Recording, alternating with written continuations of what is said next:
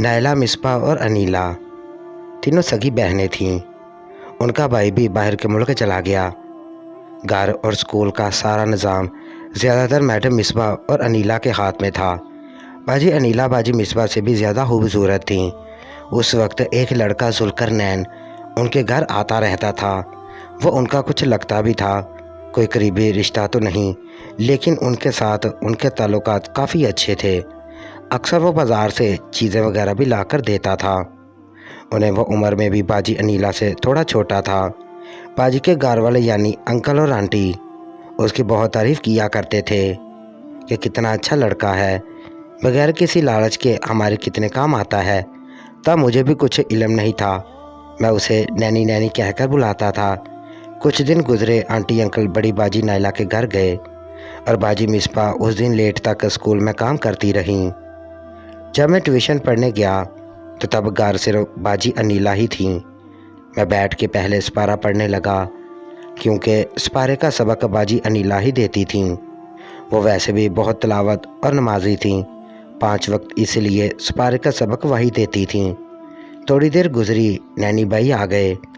एक चारपाई पर मैं और बाजी बैठे थे और दूसरी पर वो सपारा पढ़ते पढ़ते गौर किया कि वो बार बार बाजी को इशारा कर रहा था कि शायद यही कि इसे भेजो कहीं।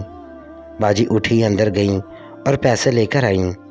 आम हालात में वो मुझे सब्ज़ी वगैरह लेने के लिए नहीं भेजती थीं, लेकिन बाजी ने मुझे पैसे दिए और कहा, हसनैन, जाओ नैनी भाई के पकौड़े या बिस्किट वगैरह ले आओ।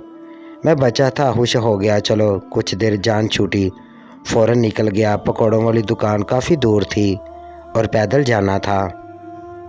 काफ़ी देर लग गई। जब वापस आया तो वह दोनों सेहन में नहीं थे। मैंने दरवाज़ा खोलकर लाउंज में देखा, वहाँ भी नहीं थे। साथ ही बाजी का कमरा था। मैंने कहा, चलो इधर से भी चेक कर लूँ। दरवाज़ा लॉक नहीं था, सिर्फ बंद था। मैंने दरवाज़ा खोला तो बाजी और नैनी भाई दोनों अंदर ही मौजूद थे।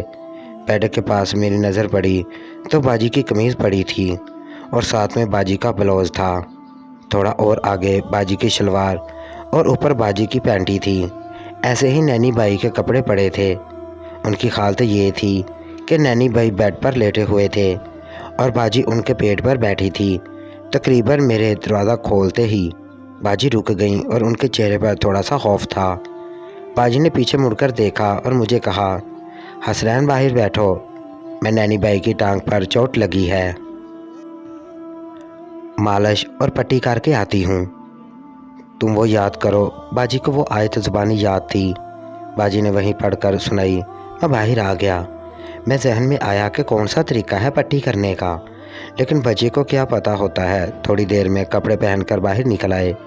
दोनों बहुत खुश लग रहे थे, लेकिन बाजी के चेहरे पर खुशी के साथ साथ हल्की हल्की परेशानी के मंजर भी थे। नैनी भाई जाने लगे तो मैंने कहा, भाई ये पकोड़े तो खा लो, इतनी दूर से लाया हूँ। तो उसने हंसकर एक पकोड़ा लिया और बाहर निकल गया। बाजी ने मेरे हाथ से सपारा पकड़ा और पढ़ने के लिए गई। तब मुझे ये भी मालूम नहीं था कि अगर ऐसे पट्टी की जाए तो नहा कर पाक होना पड़ता है और नहाने से पहले सबक को हाथ लगाना जायज़ नहीं। बाजी की होंठों की सुर्खी ख़राब हो गई थी, शायद चुमियाँ करने की वजह से। मुझे सबक देने के बाद बाजी कामकाज करने लग गई और इतनी देर में बाजी मिसबा भी आ गई। फिर मैं स्कूल का काम करने लग गया। बाजी अनीला इन दिनों अपनी खाला के घर सिलाई का काम सीख रही थी। बाजी मिसबा आई तो उन्होंने कहा, मैं खाला की तरफ जा रही हूँ। बाजी मिसबा काम की वजह से बहुत थकी हुई थी, लेट गई और साथ पढ़ने भी लग गई। फिर उठी और कहती हैं कि तुम पढ़ो, मैं कपड़े तब्दील कर लूँ। बाजी अंदर चली गई। बाजी की आवाज़ आई, अंदर ही आ जाओ, मैं बहुत थकी हूँ। मैं अंदर चला गया। बाजी कपड़े तब्दील करके बेड पर लेटी हुई थी। बाजी ने कहा, अम्मी को दबाते हो क्या? मैंने कहा, जी मैं दबाता हूँ, जब वो थकी होती हैं उनकी टांगें और बाजू दबा देता हूँ। तो बाजी ने कहा, मैं भी बहुत थकी हुई हूँ, दबा दो ना। बाजी उल्टी होकर लेटी हुई थी। मैंने बाजी को कहा, बाजी सीधी हो ना। तो बाजी ने कहा, ऐसे ही दबाओ। मैं पाँव से दबाने लग गया और आहिस्ता आहिस्ता ऊपर आने लगा। पंडलियों से होता हुआ रानों तक पहुंचा। पंडलियों तक उनकी टांग मेरे हाथ में कुछ ना कुछ आती रही, लेकिन रानें इतनी बड़ी थीं कि दोनों हाथों में भी नहीं आ सकती थीं और ऊपर से उनके पट्टों या कोलों का मांस इतना नरम था कि दबाने का पता ही नहीं चलता था। बाजी ने कहा, थोड़ा और ऊपर असल दर्द इस जगह पर है। बाजी ने अपना हाथ हिप्स पर लगाकर बताया। दम्बे की लाट की तरह बड़ी हुई बाजी की मेरे ख्वाबों में नहीं आ रही थी। बाजी की ऐसे थी जैसे दो बड़े से गुब्बारे हों, जहाँ से दबाओ तो हवा दूसरी तरफ चली जाती हो। मैं इधर से दबाता तो गोश्त फिसलकर दूसरी तरफ चला जाता। बाजी को बड़ा सुकून आ रखा था। बाजी ने पैंटी भी नहीं पहनी हुई थी। बारीक सी शलवार में से बाजी की हल्की हल्की नज़र आ रही थी। फिर बाजी ने थोड़ी टांगें फैलाईं और दोबारा हाथ लगाकर बताया, यहाँ से दबाओ। बाजी की शहादत वाली उंगली सीधी मोरी पर थी। बाजी ने कहा, यहाँ से टांगों की अंदर वाली साइड से दबाओ। मैंने हाथ रखा तो ये जगह बहुत ही गर्म थी। बाकी जिस्म भी बाजी का गर्म था, लेकिन यह हिस्सा तो ऐसे गर्म था जैसे किसी ने गर्म इस्त्री रख दी हो, और जगह भी बाकी सब जगहों से नरम और नाजुक थी। मैं मोरी वाली जगह से दबाने लग गया। बाजी ने कहा, थोड़ा और। बाजी की आवाज़ कपकपा रही थी और बाजी अपने दबा रही थी। अब मेरा हाथ बाजी की शर्मगाह पर लगा, लेकिन आज उस पर बाल नहीं थे और ये जगह गर्म तरीन और नाजुक तरीन थी।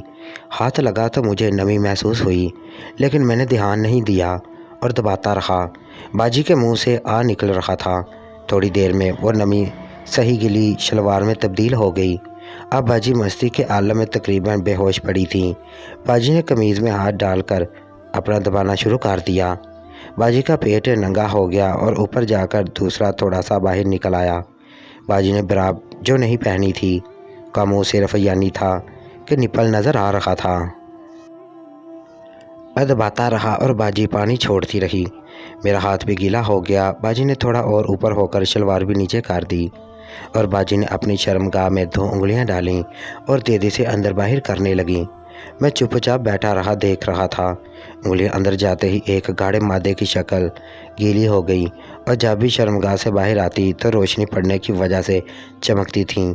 बाजी की स्पीड आहिस्ता आहिस्ता तेज़ हो गई। अब उंगलियों के साथ हर बार पानी के 2 कतरे बाहर निकलकर बेडशीट पर गिर रहे थे। एकदम ढेर सारा पानी निकला और बाजी की चीख भी निकल गई। बाजी ऊंचा ऊंचा आ करते करते चुप हो गई और एकदम उनके जिस्म की हरकत रुक गई। दोस्तों, इसकी अगली किस्त देखने के लिए हमारे चैनल को सब्सक्राइब ज़रूर करें और अगली किस्त भी ज़रूर अपलोड की जाएगी। Thank you.